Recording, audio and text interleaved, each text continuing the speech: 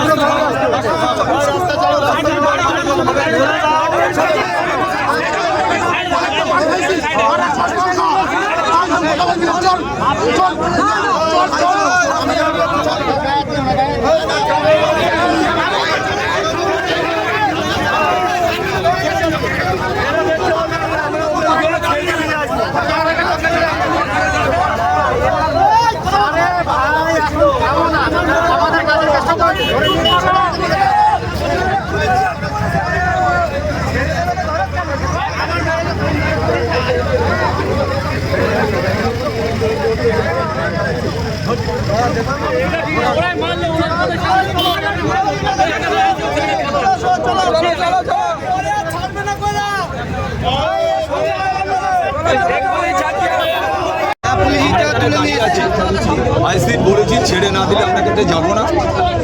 শাহজাহান মোল্লা এখানে গাদ্দারি দেখিয়েছে। যদি মনে করে গাদ্দারি হাত চালিয়েছে, এখনো শাহজাহান মোল্লা জানে না যে ভাঙড়ে কি পরিস্থিতি হতে পারে। শাহজাহান মোল্লা জেনে রাখা উচিত।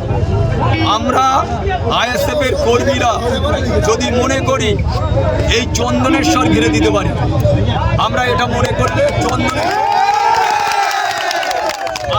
যেটা মনে করবে সেটা করবে, আমরা সেটা মানবো না। যদি আমাদের ছেলেদের না ছাড়ে আমরা এখানে অবস্থান বিক্ষোভ করব।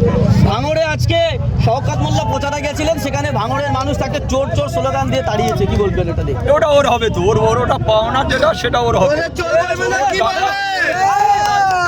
ওরে চোর বলবে, কয়লা চোর, বালি চোর, গরু চোর, চাকরি চোর, সবটার সাথে যুক্ত।